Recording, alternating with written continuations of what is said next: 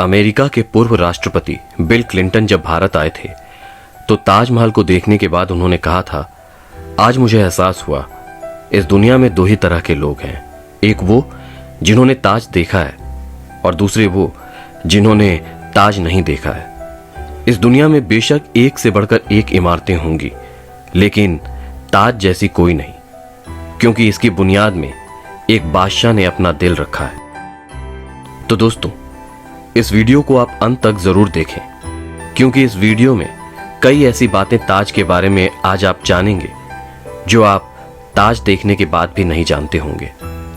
तो चलिए दोस्तों, शुरू करते हैं।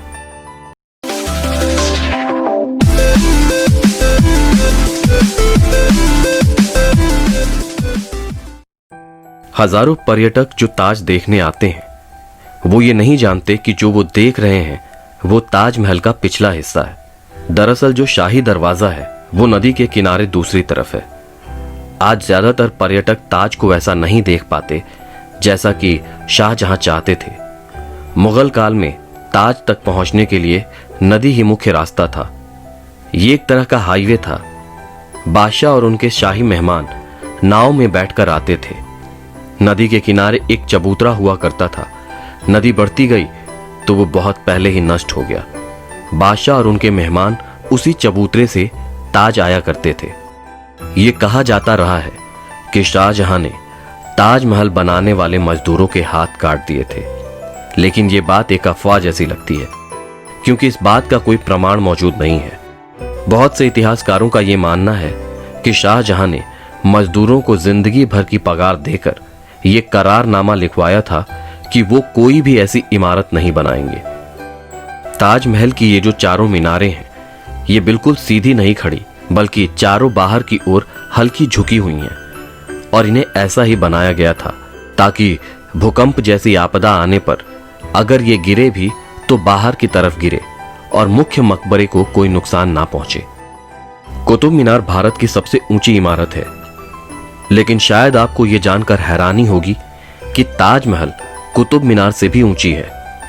ताजमहल 73 मीटर ऊंचा है, जबकि कुतुब मीनार की ऊंचाई 72.5 मीटर है। दुनिया में जितनी भी खूबसूरत इमारतें मौजूद हैं, उनमें से सबसे खूबसूरत कैलीग्राफी ताज पर की गई है। जैसे ही आप ताज के बड़े दरवाजे से अंदर आते हैं, दरवाजे पर लिखा ये सुलेख आपका स्वागत करता है। हे आत्मा, तू ईश्वर के पास विश्राम कर, ईश्वर के पास शांति के साथ रह और उसकी परम शांति तुझ पर बरसे। ये कैलीग्राफी थुलूट लिपि में है। इस कैलीग्राफी को डिजाइन करने वाले का नाम अब्दुल हक था, जिसे ईरान से बुलाया गया था। बादशाह ने उसकी इस कला को देखते हुए उसे उपाधि के तौर पर अमानत खान नाम दिया था। जिस वक्त शाहजहां बादशाह बने, वो मुगल सल्तनत का सबसे सुनहरा दिन था, या यूं कहें कि शाहजहां का जमाना मुगल सल्तनत के बसंत जैसा था। चारों तरफ अमन और खुशहाली थी। प्रजा के लिए बादशाह का हुक्म ही सबसे ऊंचा होता था। शाहजहां के बादशाहत में लड़ाइयां नहीं होती थी। बादशाह को बड़ी बड़ी इमारतें बनवाने का शौक था। उन्होंने मुगल वास्तुकला के साथ भारत के प्राचीन इतिहास को मिला दिया था। ऐसी भव्य इमारत दुनिया ने पहले कभी नहीं देखी थी। इसे बनाने के लिए सफेद संगमरमर राजस्थान के मकराना से लाया गया था। जेड और क्रिस्टल चीन से मंगाया गया था। लैपिस लेजुली अफगानिस्तान से मंगाया गया था। टर्कोइस तिब्बत से, जेस्पर पंजाब से, सफायर श्रीलंका से और कैरनेलियन अरब से आया था। कुल मिलाकर ऐसे ही 28 बेशकीमती रत्नों को सफेद संगमरमर में जड़ा गया था।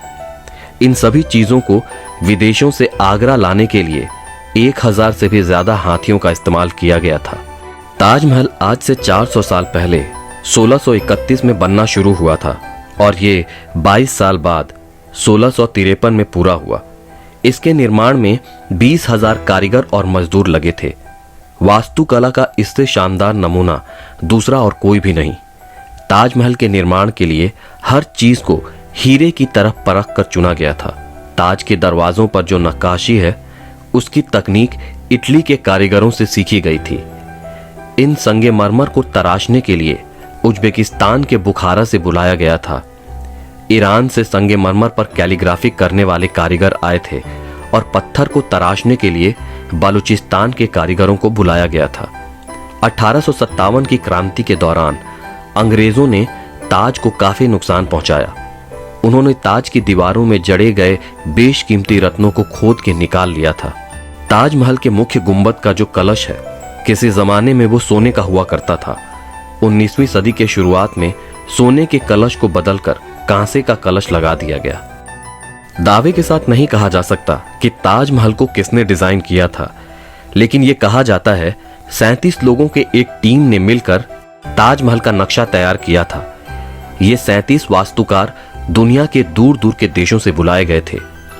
ताजमहल की नींव बनाते समय ताज के चारों ओर बहुत से कुएं खोदे गए। इन कुओं में ईंट पत्थर के साथ साथ आबनूस और महोगनी के लट्ठे डाले गए। ये कुएं ताज की नींव को मजबूत बनाते हैं। आबनूस और महोगनी की लकड़ियों में ये खासियत होती है कि इन्हें जितनी नमी मिलती रहेगी ये उतने ही फौलादी और मजबूत रहेंगे। और इन लकड़ियों को नमी ताज के पास बहती यमुना नदी से मिलती है। यमुना के पानी का स्तर हर साल घट रहा है और लकड़ियों में भी नमी की कमी आ गई है। यही वजह है कि सन 2010 में ताज में दरारें देखी गईं। 1653 में जब ताज बनकर तैयार हुआ तब उस समय इसके निर्माण की कीमत करोड़ों में आकी गई थी। उस हिसाब से अगर आज ताज बनवाया जाए तो इसे बनाने में कम से कम 57 अरब 60 करोड़ रुपए लगेंगे। 1989 में पुरुषोत्तम नागेश ओक ने एक किताब लिखी जिसका नाम था ताजमहल द ट्रू स्टोरी। इस किताब में उन्होंने कई तर्कों के साथ ये दावा किया था कि ताजमहल मकबरा बनने से पहले एक शिव मंदिर था और इसका नाम तेजो मोहल्ला था। सन 2000 में पुरुषोत्तम नागेश ओक ने अपनी बात सिद्ध करने के लिए ताज की साइट खोदने के लिए सुप्रीम कोर्ट को अर्जी दी थी, जिसे सुप्रीम कोर्ट ने रद्द कर दिया। आर्कियोलॉजिकल सर्वे ऑफ इंडिया के मुताबिक ताजमहल एक शिव मंदिर था, इस बात के कोई सबूत नहीं है, बल्कि ताज को शाहजहां ने बनवाया था, इसके प्रमाण ही इतिहास के पन्नों में मिलते हैं। ताजमहल से जुड़ी एक और कहानी प्रसिद्ध है कि शाहजहां यमुना नदी के दूसरे तरफ काले संगमरमर से ऐसा ही एक और काला ताज बनवाना चाहते थे। कहा जाता है कि शाहजहां मुमताज की तरह ही अपने लिए भी एक मकबरा बनवाना चाहते थे, लेकिन इससे पहले कि वो काला ताज बनवा पाते औरंगजेब ने उन्हें कैदखाने में डलवा दिया। लेकिन इतिहासकार कहते हैं कि ये बाद में बनाई गई मनगढ़ंत कहानी है। जिस जगह शाहजहां के काला ताज बनवाने की बात कही जाती है वहां कई बार खुदाई की जा चुकी है, लेकिन ऐसा कोई सबूत नहीं मिला जिससे ये पता चले कि शाहजहां वहां काला ताज बनवा रहे थे। ताजमहल का डिजाइन हुमायूं के मकबरे से प्रेरित दिखता है। हुमायूं शाहजहां के परदादा थे।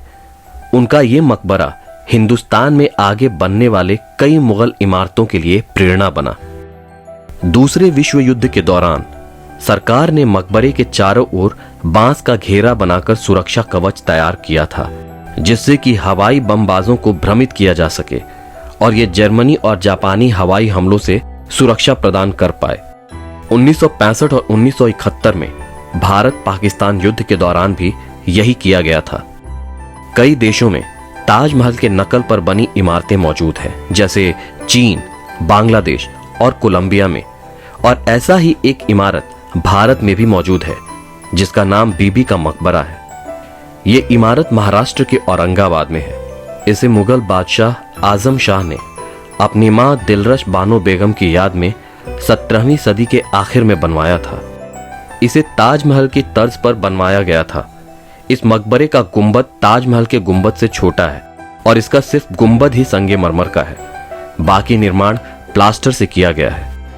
ताजमहल के सबसे ज्यादा लोकप्रियता इसके निर्माण से जुड़ी अद्भुत प्रेम कहानी से है। बादशाह शाहजहां ने अपनी बेगम मुमताज की याद में इसे बनवाया था। मुमताज का असली नाम अर्जुमंद बानो बेगम था। शाहजहां ने उन्हें मुमताज महल का नाम दिया था, यानी महल का सबसे अनमोल रत्न। महज 38 साल की उम्र में अपनी 14वीं संतान को जन्म देते वक्त उनकी मृत्यु हो गई। मुमताज उस वक्त बुरहानपुर में थीं, जो मध्य प्रदेश में स्थित है। अपनी प्रिय बेगम की मृत्यु से बादशाह बेहद दुखी हुए, जैसे उनकी जिंदगी ही तबाह हो गई थी। और आखिर में उनकी याद में शाहजहां ने ताज को बनवाने का फरमान जारी किया। पहले मुमताज को बुरहानपुर में ही दफनाया गया। इसके बाद शाहजहां ने ताज को बनवाना शुरू किया। जब ताजमहल बन रहा था तब मुमताज की लाश को बुरहानपुर के कब्र से निकालकर जहां ताज बन रहा था उसके पास बागीचे में दफनाया गया। ताजमहल को तैयार होने में 22 साल लगे। तब तक मुमताज का शव बागीचे में बनाए गए कब्र में ही दफन रहा। बाद में उसे ताजमहल के अंदर मुख्य गुंबद के नीचे दफनाया गया। शाहजहां का सारा ध्यान ताजमहल को एक सुंदर रूप देने में ही लगा रहा। इसी बीच शाहजहां के अपने बेटे औरंगजेब ने आगरा पर हमला करके अपने ही पिता को कैद कर लिया। शाहजहां से पूछा गया कि वो क्या चाहते हैं। उन्होंने कहा कि उन्हें ऐसी जगह पर कैदी बनाकर रखा जाए जहां से वो सीधे ताज को देख सकें, और उनकी ये ख्वाहिश पूरी कर दी गई। कैद में रहते हुए भी शाहजहां हर वक्त ताज को देखते रहते और वहीं उन्होंने जिंदगी की आखिरी सांस ली। मृत्यु के बाद उन्हें मुमताज के साथ ही ताजमहल में दफनाया गया। एक हारे थके बादशाह को अगर किसी ने गिरने नहीं दिया तो वो मुमताज का बेपनाह प्यार ही था। जिस लगन से प्यार की अनोखी निशानी बनकर तैयार हुई उसकी मिसाल आज पूरी दुनिया के सामने है। रविंद्रनाथ टैगोर ने ताजमहल के बारे में लिखा है, वक्त के गाल पर आंसू की एक बूंद हमेशा हमेशा के लिए। उन्होंने ताज की छवि वक्त के गाल पर थमे हुए आंसू की एक बूंद की तरह बयां की है। शाहजहां जानते थे कि ये दौलत, ये ताकत, ये शानो शौकत एक दिन सब गायब हो जाएगा। उन्होंने सोचा कि कुछ ऐसी यादगार चीज बनाई जाए जो हमेशा रहे, और शाहजहां ने अपनी प्यारी बेगम की याद में उनकी बेपनाह मोहब्बत की निशानी के तौर पर ताजमहल को बनवाया। आज बादशाह नहीं रहा, उसकी हुकूमत नहीं रही और उसके सल्तनत को भी खत्म हुए कई जमाने गुजर गए। बस एक ताज है जिसने बादशाह के सदियों पुरानी प्रेम कहानी को खुद में संजोए रखा है। प्रकृति की गोद में चांद सी चमकती ये भव्य इमारत सदियों से दो प्रेमियों के प्यार की अमर कहानी सुनाती आई है और सदियों तक सुनाती रहेगी। तो दोस्तों, आपको आज का अंक कैसा लगा हमें कमेंट सेक्शन में कमेंट करके जरूर बताएं। और अगर अभी तक आपने हमारे चैनल को सब्सक्राइब नहीं किया है तो हमारे चैनल को सब्सक्राइब करें और आने वाले वीडियो के नोटिफिकेशन के लिए हमारे बेल आइकन को प्रेस करें।